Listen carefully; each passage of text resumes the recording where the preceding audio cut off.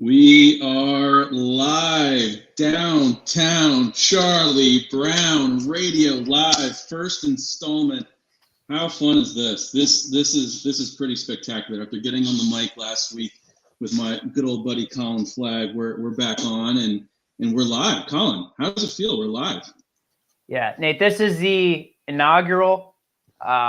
Some people claim daylight savings time, but I'll tell you, the reason I was staring at my ceiling last night was because of this very show. I'm over the moon. I'm excited, ready to chop it up, ready to get into it, and ready to answer some listener questions. Lots and lots of listener questions that have come through over the past couple of days, which is pretty exciting. Robust agenda, but first, let's just share some of the listeners that are new to the show, new to the programming. What are we doing here? I mean, obviously it's an excuse for us to just kick the shit. We don't connect enough, and we could talk sports, we could talk daily habits throughout the hour, and then we get the chatter going across the leagues. Plenty of league chatter across our 3 leagues throughout all sports. And then listen, we're capital J journalists for these 3 leagues. We need to bring truth to the community. So that's what we're doing here, and we got quite the lineup. I mean, where do we start? I know we have some headlines, but what do you got? What are you sipping on today as we kind of celebrate this little power hour? Dude, I have the Kroger zero flavor seltzer water. You can get this at any Kroger near you. I think the 12 packs like $2.99. I give it 4.5 out of 5 bubbles, and this is Colin's pick for value drink of the week. Boom! There we go. Well, we don't do any free sponsors on this program, no free but today, I'll be celebrating with the first live broadcast with 26 Brewing Company is a local brewery here in Pompano Beach, Florida, and this is their IPA, so Galaxy Skate. So for those in Florida watching, stop on by 26 Brewing and grab yourself a Galaxy Skate. Stop on by.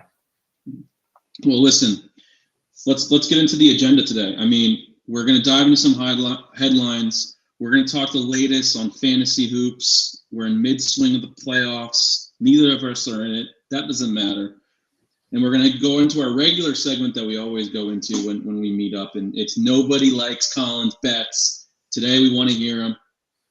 And then also, we'll throughout the show, but mainly at the end, we'll answer some of the burning questions from our real loyal viewers. We got 4 folks on the line here today watching so far.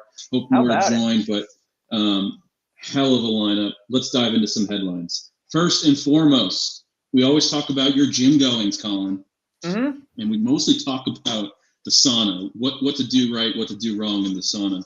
But most recently, you're getting called sir. What the hell is that about? How old are you? Dude, I know. As a 31-year-old man, this is really the first time in my life I truly felt old. And this is a real point of pride for me, I guess, holding on to my youth. And I'll even put on my serious hat for a second here, Nate. I once told, and I think it was kind of a big moment in my life, I once told a friend in college, one of my biggest fears is becoming boring. And that friend gave me some very positive words back that I choose, that helped me propel me forward. But anyway, all this to say, it's a big sticking point to me that I really don't want to get old or don't want to seem old and present old. But I had left, the story goes, this week I left my AirPods in a cup holder on the Stairmaster. I was getting in my steps. I jogged 3 laps before to get my heart rate up. Hit the Stairmaster, take a little easy on the knees, a little easier than the track. You get it. And I forgot my AirPods. I'm walking away after wiping down my machine. Obviously, I wiped it down. And a young lady, probably 20 years old, handed them to me and said, "Sir, I think you forgot these." And I said, "Thank you." And I tried to make blah, blah, and she just started walking away mid my secondary response. I was like, I'm just going to go fucking kill myself. Yeah. And what did you finish out your workout with some lifting, or that was it? That was kind of how you wrapped it up? Yeah, we go stretch, lift, cardio, sauna. So I headed for a very solemn sauna. So that was that.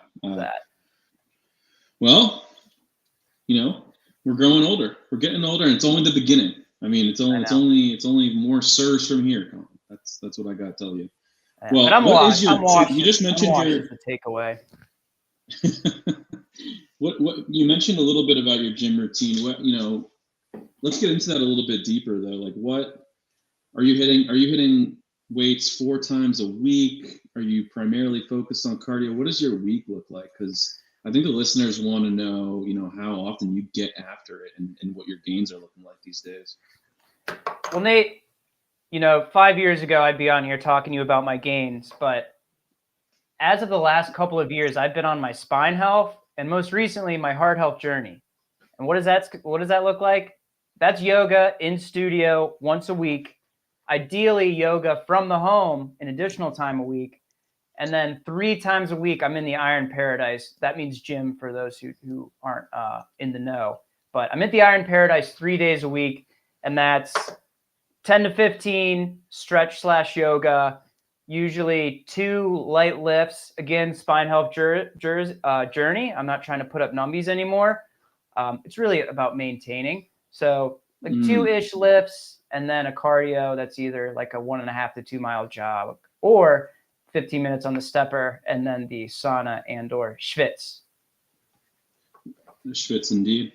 Would you call yourself a self-proclaimed yogi?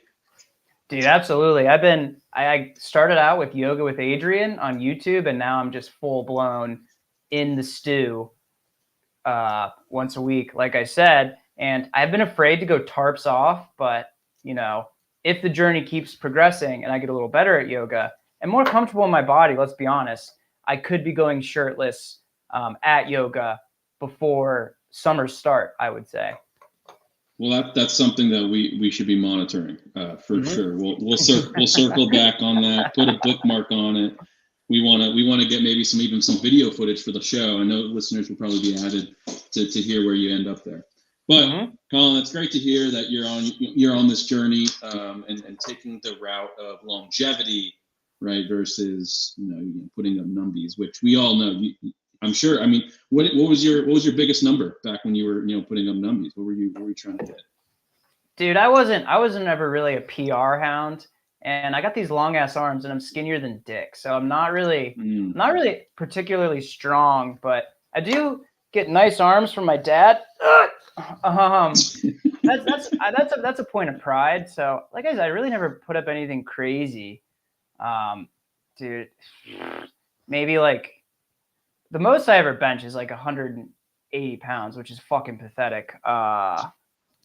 Maybe in my heyday, when the biceps were at the height of their powers, we were curling 35s with confidence. Maybe we snuck it into 40s every once in a while and realized we were flying a little too close to the sun. There you go. Well, nevertheless, we digress, right? We got a lot of sports to talk today. Like we mentioned at the top of the hour, lots of questions that came in from our fellow league members. And I'm going to start off the top by just addressing a question that was asked probably around 10 times, is what are your honest thoughts about Garrett Cole's elbow injury? And also, should the Yankees trainers focus on elbows even more? Listen, where do I start?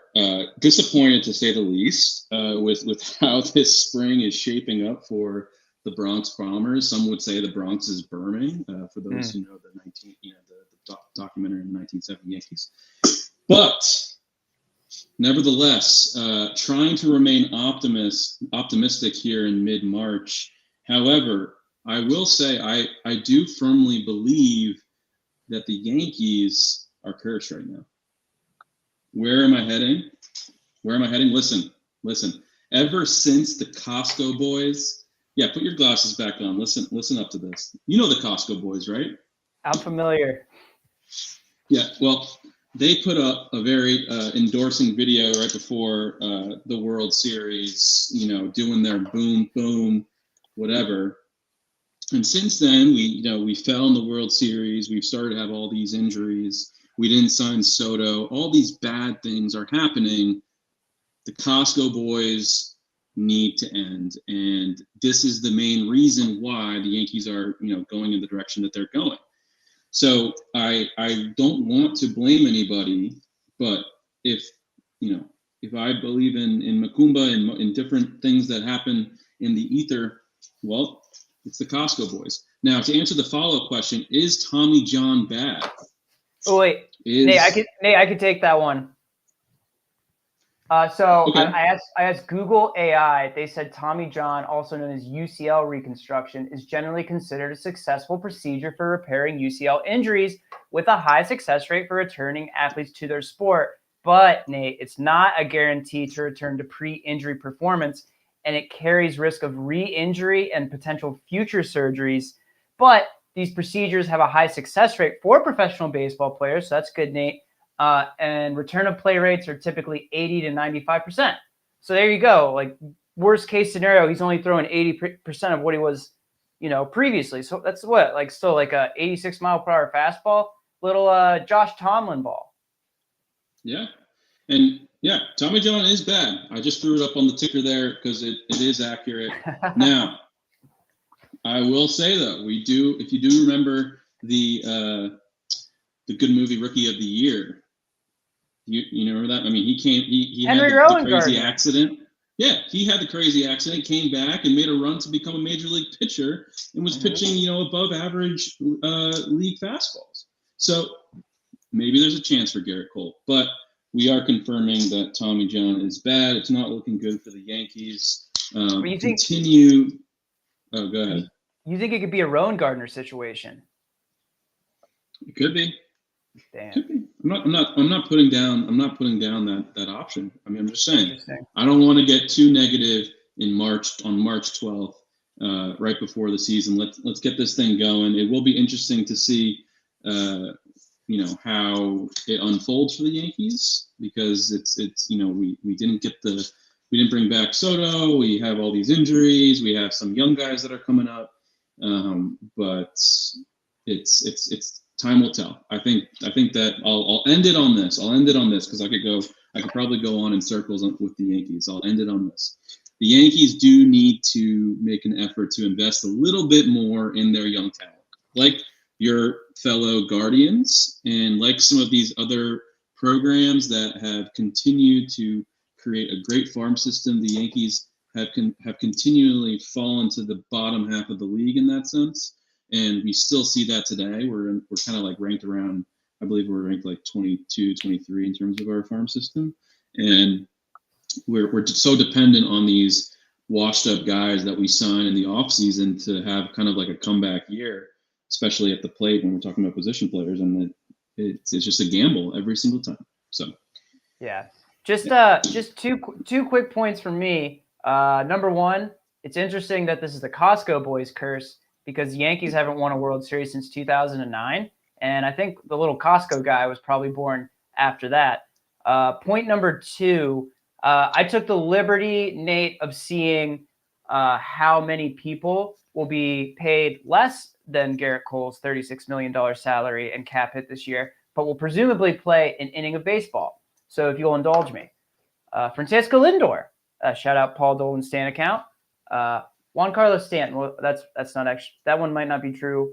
We'll monitor that one. Corbin Burns, the polar bear. That's a fun one. Shohei Ohtani. They're not paying him quite as much.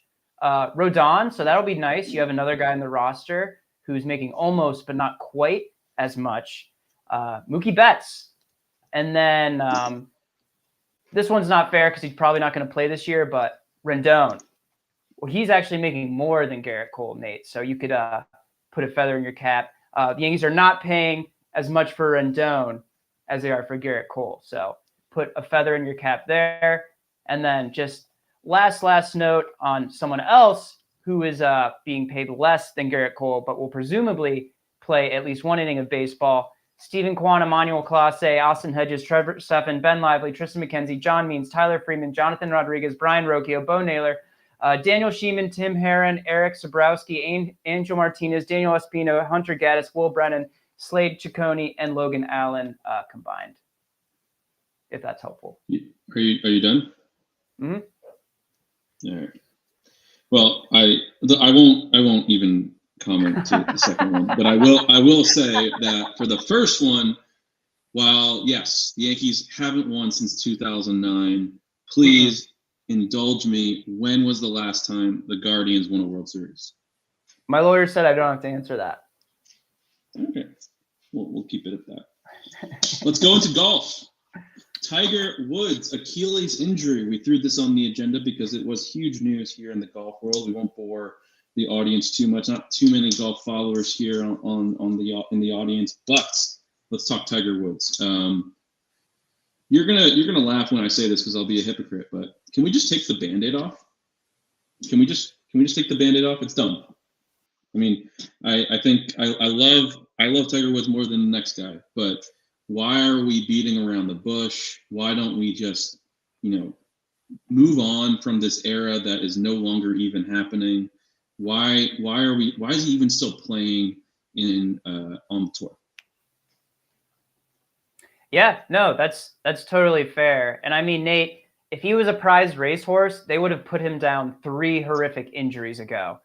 I mean, this guy, the short answer is, he's earned the respect to say, he can play, he can go until he says I'm done, which maybe he's his own worst enemy on that end. But the more complicated answer is how much, financial weight he carries for the sport of golf, their viewership, and everything surrounding that. I mean, you see at the Masters every year, we wheel guys out. I think John Daly was on a golf cart at the Masters like 3 years ago or something. And, we bring around the old timers. So it does kind of suck. I mean, I am a teeny bit of a Tiger hater, maybe. But no, this one stinks. But it's like, Jesus Christ, dude, the guy's not going to be able to walk here soon. I just don't understand why can't he also just accept like, all right, I'm going to play in 2 tournaments a year, and they're going to be the 2 majors. Like, don't even go overseas, my guy. Like, we don't need you at the Open. Be at the Masters. You know the course left from right. Be at the U.S. Open when the course fits your eye, and maybe even be at the PGA Championship if it kind of fits your eye as well. But to the point where you're making such a big effort to go, because let's educate the audience a little bit for those non-golf followers. Like, these golfers get to the track on Monday, and they're doing practice rounds and driving range sessions and putting green sessions from Monday through Wednesday. And while you think that might not be strenuous, those are long work days. Those are going to every single kind of angle of the golf course, taking the notes in your yardage book, because you can't use rangefinders on the PGA Tour, and then kind of figuring out how you're going to make your way around the course, what's your strategy for the week.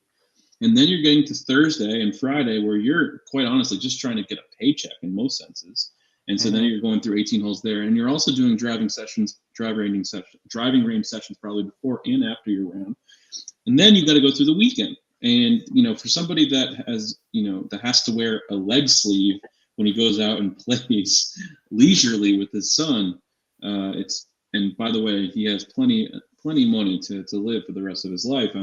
Yeah. I don't really know why he's doing that, but yeah, it is a bummer. It's kind of lame. I think with like the magic of the 2019 Masters, I mean, in a perfect world, we'd be seeing him tee it up probably, a couple signature events, the Genesis, and then every major. But I just don't know if that's realistically ever going to happen. So it's a bit of a bummer for sure.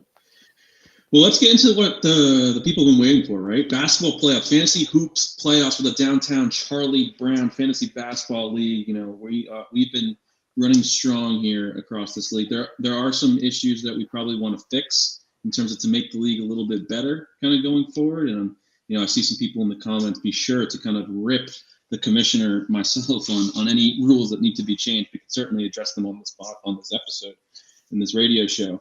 But let's start by just talking about the first round and how it went, because there were some, not surprises, but there were some upsets. There were some things that were meant to happen.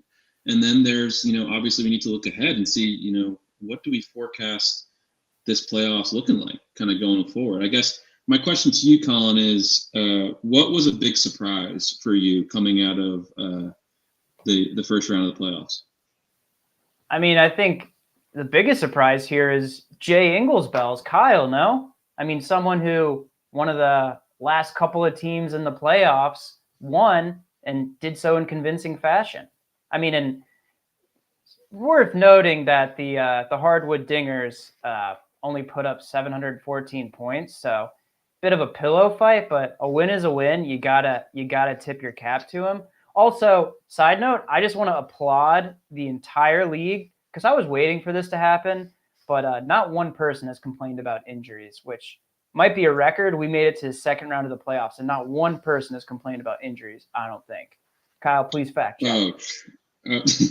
Oh, trust me, I've been hearing it about the injuries, and that's probably one of the glaring issues with the league right now is that you get 2 or 3 guys that hang it up for the week because they're dealing with something and you can't make any changes after that first night, right? So are we monitoring potentially looking at a daily lock format for the league? Potentially. We're going to look at some things. We usually, as we know, we usually use our lottery night for the for the opportunity to talk about some rule changes, and maybe we'll talk about moving to daily. Finally, I see Kyle in the comments. Say their names. Say their names. Is Ben? Not someone who complains constantly about the injuries, but that's nor here nor there. There's people that aren't happy about but I would kind of, I know you mentioned the Bells. I would agree with you. I would agree with you that was a surprise. They beat myself. They beat the Fort Lauderdale Fire, who was coming in at one of the top teams in the rankings, and I was not pleased by it. However, I'm happy for the Bells. Why? Morale boost. Absolute morale boost for that organization. We talked about it on the podcast last week. That poor man has been suffering for the past few seasons. It just, you talked about it. He was potentially going to quit the leagues. He was like, I don't feel this anymore. It's not the same, yada, yada. Give him a win. I knew that the Fort Lauderdale Fire weren't going to win a championship this year, and I'm pleased that give the Bells an opportunity to kind of get back on their horse. Ben's saying he's never complained in his life. And can we get Kyle to fact check that? Yes, I would love a fact check from Kyle there. Show the receipts. Mm-hmm. Well, I guess the other kind of key items I kind of wrote down here are, one, Chuck took care of business. We kind of questioned Chuck's legitimacy, right, kind of going into the playoffs. Mm-hmm. And he certainly showed up, and he's continuing to show up. So definitely took care of business. He's definitely a team to watch. When will the Dingers catch a break? Constantly. The hits keep coming. Losing in the first round. You even asked me. You even asked me on the podcast last week. You were like, "Aren't you worried about the Hardwood Dingers? Aren't they top of mind for your roster?" And I was like, "Absolutely not. They're never top of mind. He constantly loses in the first round. So why would he be top of mind?"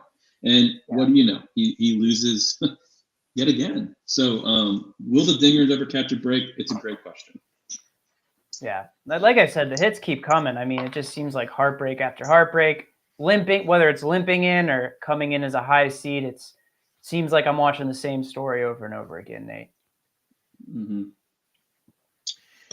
Status. Wait, before I go on. So in Beatles, valiant effort from the Beatles. I would be remiss to not mention Ben and his squad. Definitely put up a good number against Sham Yow, or as I like to call them right now, Sham Wow. Sham Wow has really turned around their organization, and really happy to see where they're going. But I would say that the Beatles, that's a team to watch going forward. They're young.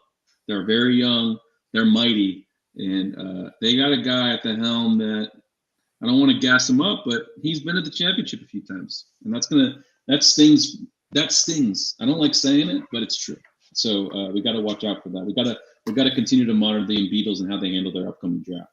Yeah, and question from the Beatles: should the Dingers be demoted from the league out of embarrassment? Embrace debate.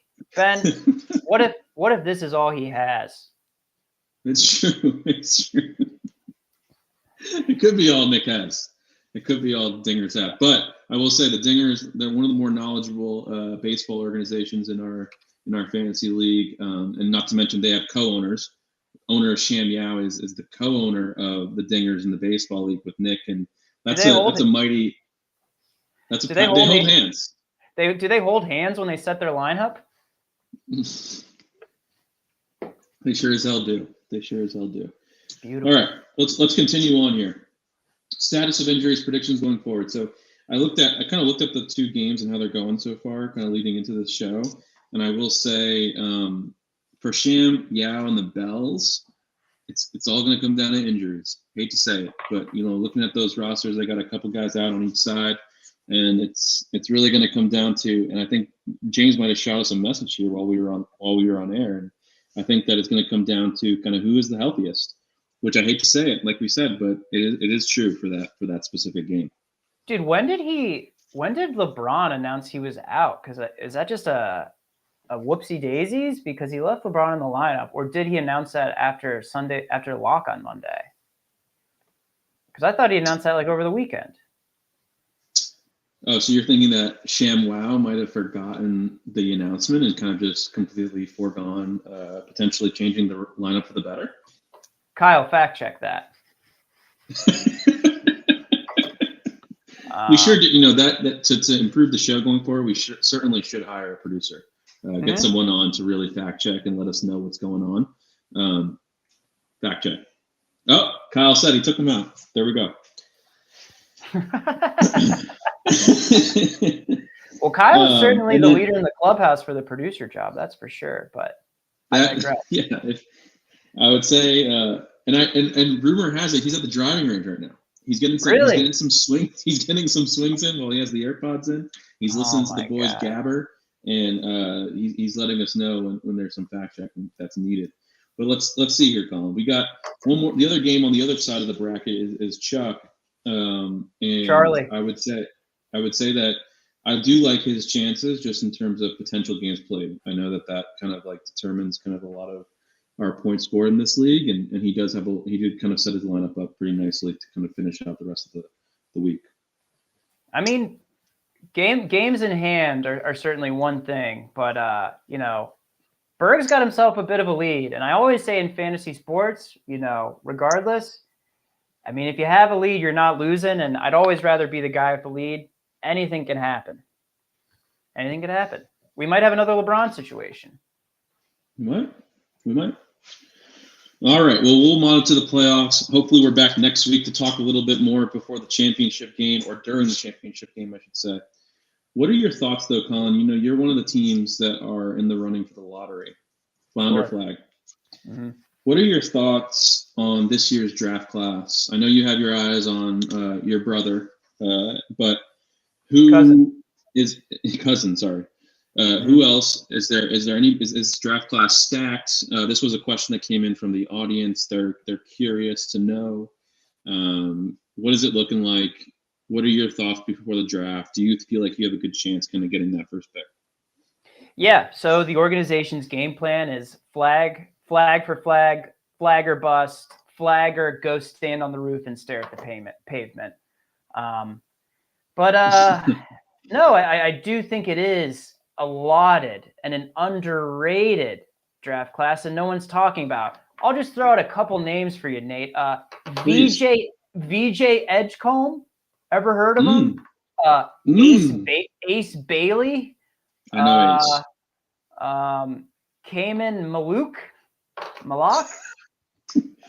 Dylan Harper, Big Ten zone. And then who could forget Jeremiah Fears? That's kind of nasty. So yeah, it's either going to be, if it's not Flounder for Flagg, it's 3 days of deep depression, and then we wipe our chins and go back to the board. And I think it's either EJ Edgecombe or Jeremiah Fears, just off a name alone. I mean, you have to. If you see Fears, you got to click it, right? Yeah, but you do have some assets that you could probably trade to get moved up to number one to make sure you have Flagg. Not to give you advice, not to give you guidance No. on the, because I'm a fellow owner myself in the league, but I mean, you got Evan Mobley from the Fire, you got the prize possession in Luka. I mean, if you wanted to kind of turn this program around, you might want to take a look at some of these options. Should you not get number one, obviously, we hope you get number one here on the program. I want to see Flounders Flagg turn it around for sure. But you have some options there. Well, my entire brand is putting someone on my team at all means necessary. And it kind of hurts my team, but I just like having the players I like on my team. You saw it with Luka, and I've thought about what you're proposing, Nathan. So remains to be seen how that plays out. When are we doing the lottery? When are we doing the draft lottery? We always do it a week after the NBA actually does their lottery, which is like in May. So we'll probably do that in late May. Mark your calendar. But Colin, hold on. We got some more questions that we got to answer for the league.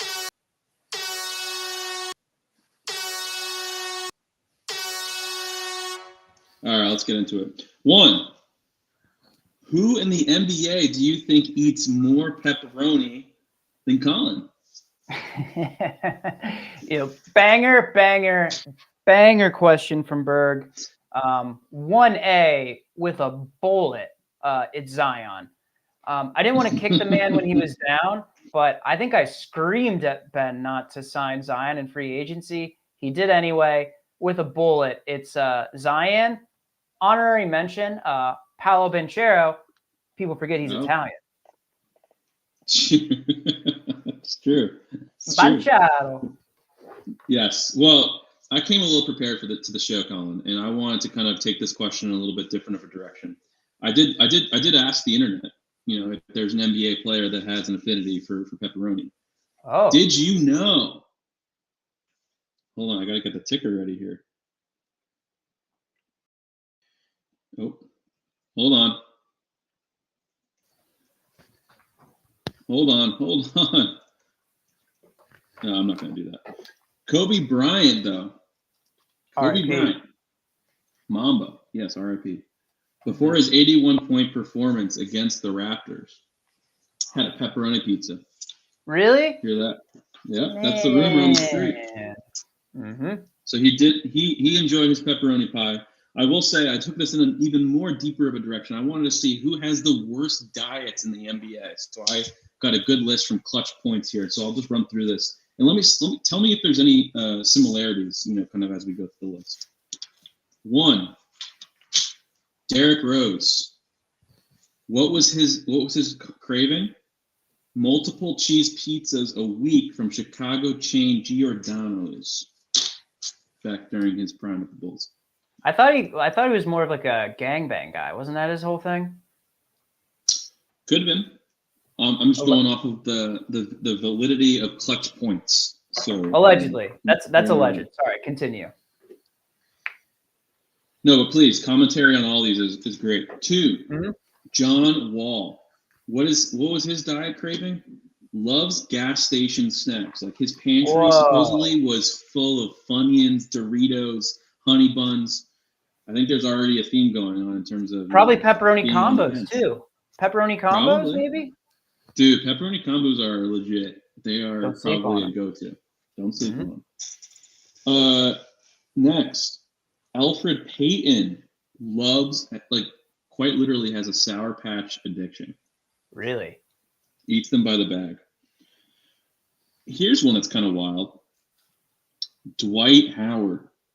Snake 24 candy bars or bags a day during his prime years.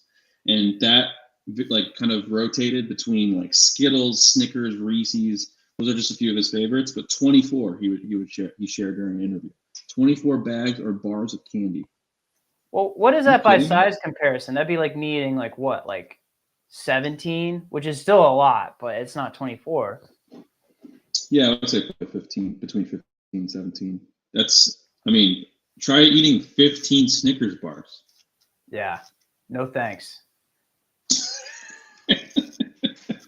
Devin Booker. Dude, I thought, Dwight Howard's more into sucking Snickers bars, isn't he? Hey, oh! No, that wasn't nice. That wasn't nice. That was mean of me to say. I was waiting for that. I queued that up for you. I'm glad you kind of jumped on that. That was mean of me to say. It's okay. It's true. Devin Booker is on the list. Raising Cane's was his like post-practice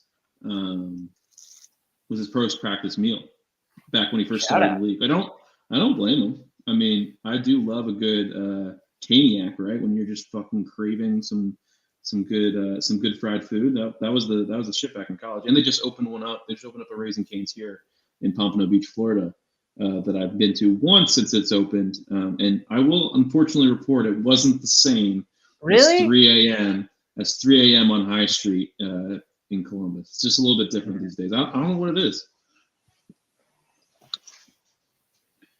All right, I got a couple more. Anthony Edwards, fast food nut, loves his hot fries. He even likes to bring usually has like a bag of hot fries on him right before he gets up on the stage for a press conference. So big hot fries guy. This one won't surprise you. Joel Embiid, he used to basically like snack on brownies. Like that was his like main go-to snack. So if he was ever a little bit hungry, he just have a pack of brownies or some shit. So not to mention, like when the trainer supposedly in Philly used to like get orders from the team, whether they were going on the bus or going on the road, his order would typically be something like this: some chicken fingers, a couple of hot dogs, and somehow get a Shirley Temple to go. Virgin, of course, but Shirley Temple. Well, dude, I was going to say on the Shirley Temple thing, wasn't that like a problem? Wasn't Joel Embiid drinking like liters, like multiple liters of Shirley Temple a day when he moved to the U.S.? Yeah, thought it was the best thing since sliced bread. It's crazy.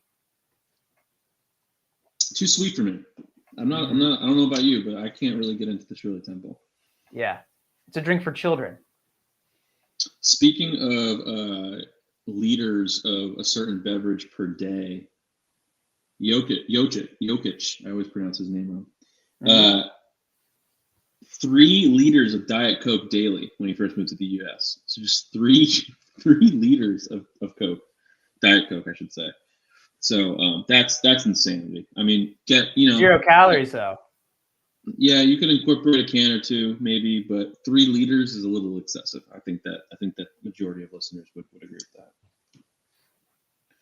And then Giannis was on this list, but really only included because he's like in a bunch of endorsements, like with Chick-fil-A and whatnot. So I don't really know if he has that bad of a diet. But anyway. All right, let's move on. Nobody cares about Colin's bets. Let's do it, Colin. Let's hear it. What happened in your betting life? This past week. Yeah, well, I won't. It's been college. I should not bet college basketball. I have no business. I just follow random people on Twitter, which for better or for worse. But I just need to bet to feel something. I think it was Shohei Ohtani's interpreter who definitely did all the betting, and Shohei had absolutely nothing to do with it. Obviously, he would never do that. Said, I only felt joy in life when gambling. Kidding, but not. But no, I won't bore you with the losses. It wasn't a great week. I was feeling pretty good about betting Colin Morikawa live on fucking Friday until Russell, I'm not going to shave my head until I have 2 hairs left on it. Henley just chips in for eagle out of the thick rough from like 50 yards out. But I digress. I'm not going to get into that bad beat. Although, as I said over text, Morikawa, just refused to do anything on Sunday. But anyway, we have the Players' Championship. Some call the 5th major. Nate, you're a golf guy. Do people say that? Do you say 5th major, or is that stupid? I don't think it's. I think it's funny. I think it's a good bit, but I don't think it's. It's a very important tournament. I think Sawgrass brings the best out of some of the players, but I wouldn't call it a 5th major. No. Yeah. Okay. This just in from Kyle, live from the golf course. He's saying there's a guy in full uniform with a flight tracker. Whoa, what a beast. What a beast. and he's hoggle rocket at least 5 balls. He wants to comment. I want to know what his swing speed is. Can you please tap him on his shoulder and ask him what his swing speed is dialing out to be? And also, maybe he's trying out to get on tour. Figure out what he's trying to reach. Maybe he's trying to get his handicap down to single digits. I want to know what he's trying to get to. That's hardo shit though. That's hardo shit though. Yeah, my comment would be that his wife had stopped having sex with him a long time ago. At least, I would probably say 4 months ago was probably the last time that he was even touched. Let's be honest. Like, no, let's go beyond the just the best case, bro. Best case. But anyway, the bets that you guys don't care about of the week, i.e., the guys I've bet to win. So one of them will probably finish in second. So that's exciting. So you guys can see me lose money in real time. We have Ludwig Aberg. We got him at 23-1, boosted on 365. I wanted to bet him anyway. Pat Mayo talked about him. I bet him. Seb Straka. Pat Mayo just talked about him, so I bet him. That was, I think, 55-1. Also threw in a top 3. So a little bit of insurance there. Aaron Rye, some random guy who I don't even follow on Twitter, said that he bet him. So I bet him, and I think that was 70-1, and I put in a top 4. And I think someone I follow on Twitter said they were going to bet Siwoo, and I love Siwoo, and he did actually have a good week at the Arnie Palmer. So we bet Siwoo at 80-1 with a little top 4 for the insurance. So tune in to see who will just narrowly miss the top 4/3 bets that I put in, or just finish in second, and then I lose all the money that I had bet this week. But Kyle says the guy on the course, he's frustrated and he's scared to approach. I don't blame him. I really don't blame them. Those guys are dangerous. They're ready to explode at any moment. Be cautionary. If you do approach him, though, Kyle, bring an iron with you. It could get rough. Yeah. Now, I want to also kind of shift our bets to the NBA, though. What do you like on tonight's slate? We're at 6. It's 6:42 p.m. Eastern Daylight Savings Time. Who are you liking, Colin? Looking into tonight's matchups. Yeah, that is let's make some money. Let's make a little bit of money tonight. Just looking in real time. God, we have some stinker matchups tonight, man. Jeez. Holy hell. Just relevant teams playing not relevant teams. But I will say, banger matchup. We do have the Celtics and the Oklahoma City Thunder. Potential finals matchup there. Potential finals matchup. Not if the Cavs have anything to say about it, Nate. But I mean, 2 banger teams. Celtics on their home court. Celtics have been good at home, except when they absolutely shit their pants against the Cleveland Cavaliers. But I like the Celtics. Get it done. You can grab them at 4.5 for -110 tonight. Jeez, it's like you were reading my mind, Colin. I have Celtics to cover the -3.5 over OKC. So you got a better number than me. There you go. Those in the business call that closing line value. It's true. I put up the ticker for those tuning in, so that if you want to grab it while it's hot. Yeah. Well, now that Nate tipped it, the sports books are going to move those lines, so act fast, I would say. Act fast. Act now. Jump on it. Tailman. Colin, we got about 15 minutes left here. I want to jump into some of the rest of the caller questions, because I feel like we'll be into some great debate over some of these. Yep. 1, do we need, this is coming from James, this is coming from Sham Yao, aka Sham Wow. Do we need a wellness check on Mickley? We talked about this last week. We haven't really heard from the guy. No commentary, no trades coming through our inboxes. It's scary. I did shoot him a text leading up to the call, just to ask him, are you going to be playing fantasy baseball? Because I threw it out there. We got a draft coming up. He responded. He's playing. This just in. Hold on. I got to put it on the ticker. Mickley is playing. Hold on. I got to put it on. We don't have a producer. Give me time, folks. Yeah, well, I'm very glad that he's playing, because, Nate, I was going to ask you, I mean, are we worried that his wife reverse Gabby Patino'd him? Whoa. Potentially. maybe she got him in the van and then, or no, maybe he was wanting to do the content, but she didn't, and she snapped and she reverse Gabby Patino'd him. But if you responded, it sounds like that is not the case. Thank God. Yeah, so hopefully a lot of cream. I know we were talking about a lot of the cream pies that he might be, Sure. throwing out there into this ether. Hopefully that's happening as well. But very pleased that Mickley is alive. So James, don't you worry, he's alive. I see Ben in the chat. He's alive. He received a trade. He is back. Mickley is fucking back. Johnny! God, I can't wait. I can't wait to receive the next trade from Mickley. We love that. Dude, if I could get a picture of Mickley in a cast, I think a tear would fall to my eye. I really would. I need Mickley in a cast content like I need air to breathe. Speaking of crazy questions, though, here's a debate. Who is one person in the league that you would let date your hypothetical daughter? Who was the last person that you would let date her? I'll let you go first. Yeah, so great question, truly. And if I'm answering honestly for both, for wanting to marry my daughter, it's John Mickley. He's a doctor. He's a nice guy. He's shorter than me, is he shorter than me? We're probably about the same height. Maybe he's a hair taller. It's hard to tell because he's always on crutches. But yeah, he's a doctor. He's a nice guy. Comes from a wrestling family. So I could probably convince my daughter to get him into wrestling, which would be fun for me. Not only if they want to, of course. So yeah, and again, Nate, I'm answering this as honestly as possible, and I love everyone in the league. But the last person, it's Tyler Berg. He's a lot taller than me, and that would make me feel inadequate at family functions. He's a lot taller than me. It would make me feel inadequate at family functions. And I assume because of his height, he has a large penis. And I would think about that going into my daughter. So Tyler Berg. Wow. You really broke that down. I didn't think about that. You're making me kind of debate kind of what I chose for my questions because you bring up some really valid points when it comes to Berg. But let me dive into who I would let date my daughter. See, I think James is a good guy.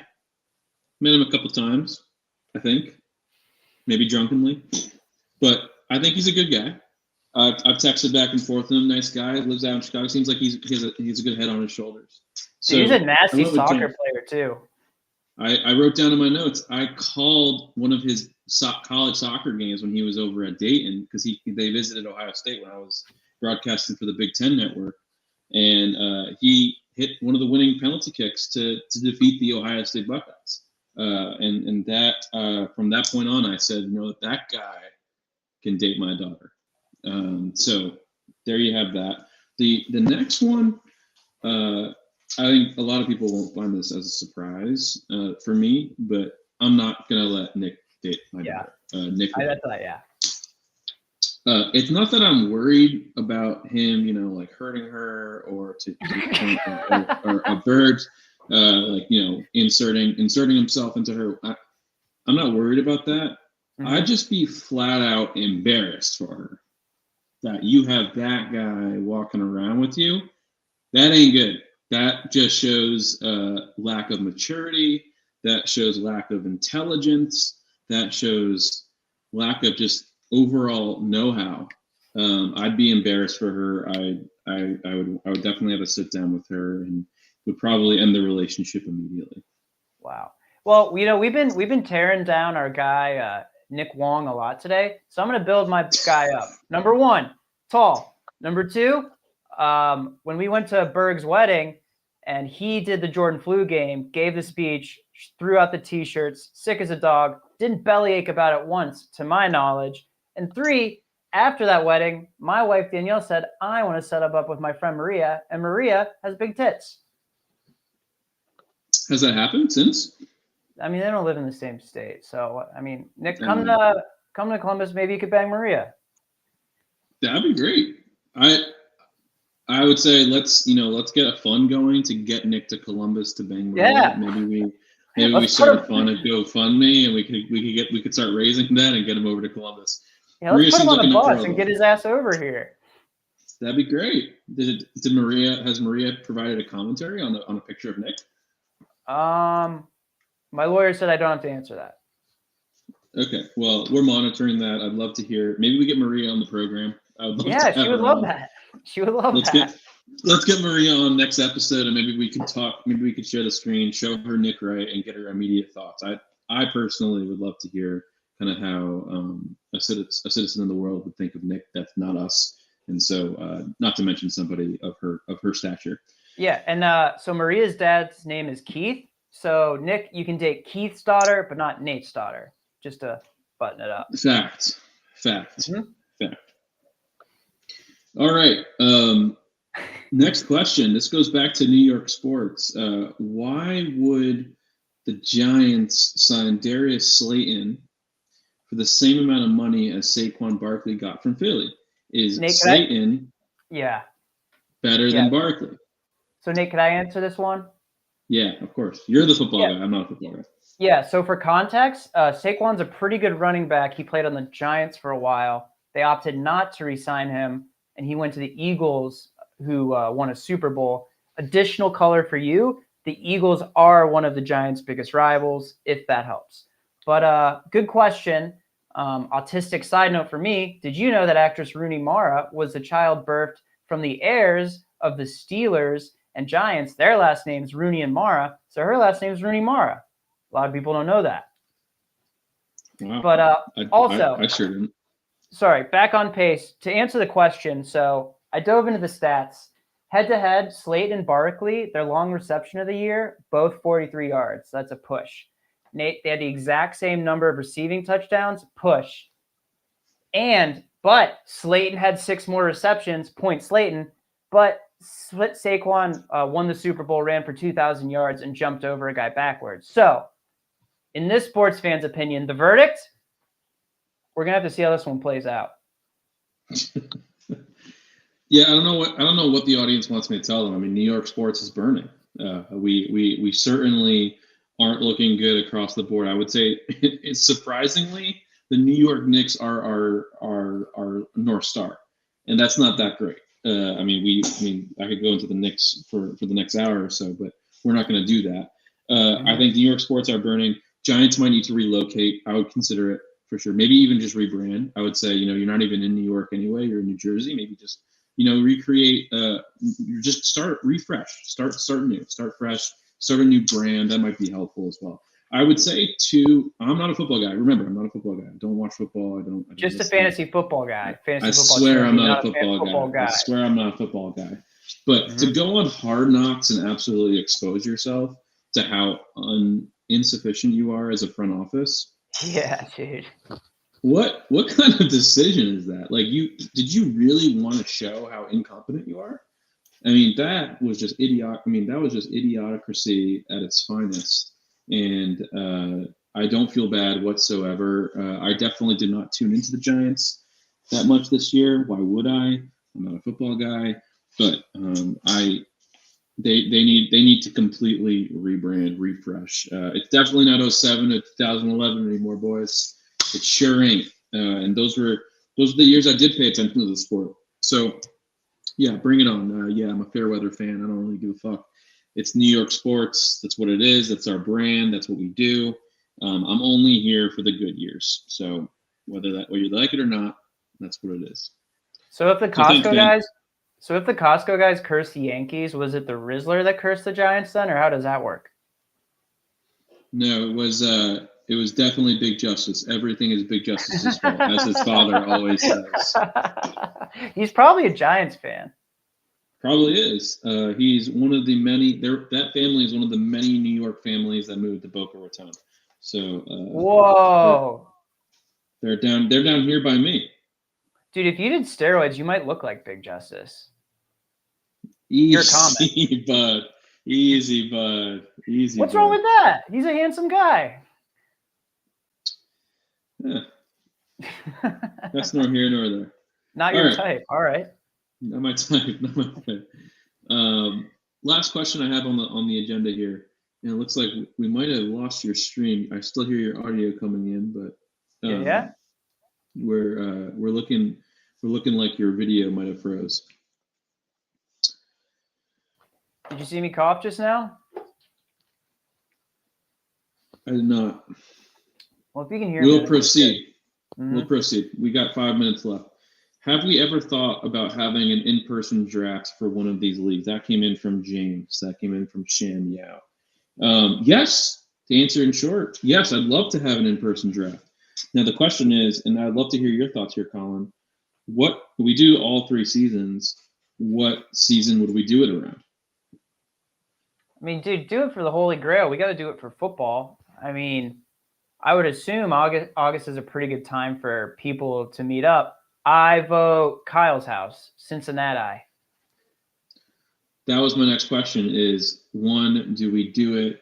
Do we do it at rotating cities each year, or do we do it at one individual area each year as a tradition? Ooh, I mean, I'm open to whatever. I mean, we talked about getting Nick to Columbus so he could maybe have sex with my wife's large-breasted friend. And I'd also like to point out that she is getting a portion of those breasts removed in the calendar year, so we might have to strike while the iron's hot situation. It might be a kind of an hourglass situation, but the sand's slipping away, Nick.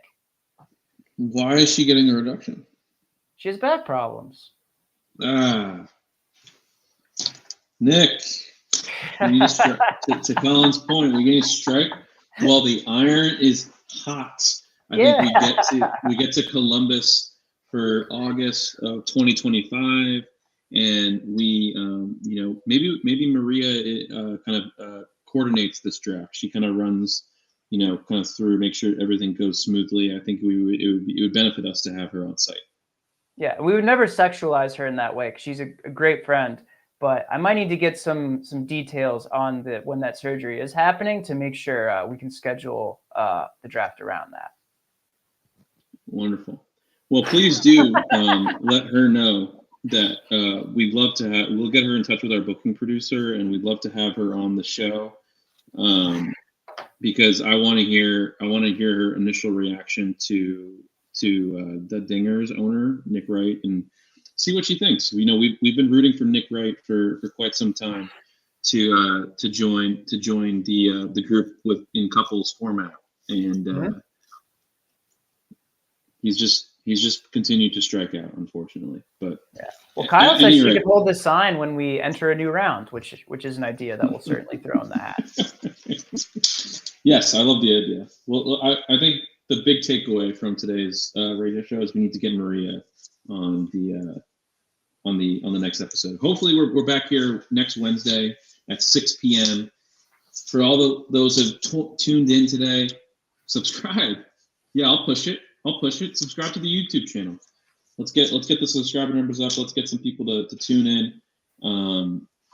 Thank you, Colin, for the time as always as we go on this venture of live radio broadcasting. And let's not forget, I kept the ticker on for a reason. Mickley is back. Boom. You have any final words? Oh yeah. I love you all. I love fantasy sports. Keep an eye out because I will be sending out brackets soon. And people forget I inherited the bracket book of business from you, Nate. You did. You sure did. I couldn't do that shit anymore. I already did too much. It's not that fucking hard. Oh, please no. It's a whole nother effort. But yeah. Colin, have a great rest of your evening. To those who've tuned in, thank you for staying along for the journey this long. Appreciate the comments. Appreciate the engagement. We'll be here next week. DTCB, Downtown Charlie Brown Radio, live on location. We'll chat you soon. Peace. Cheers. Crack on.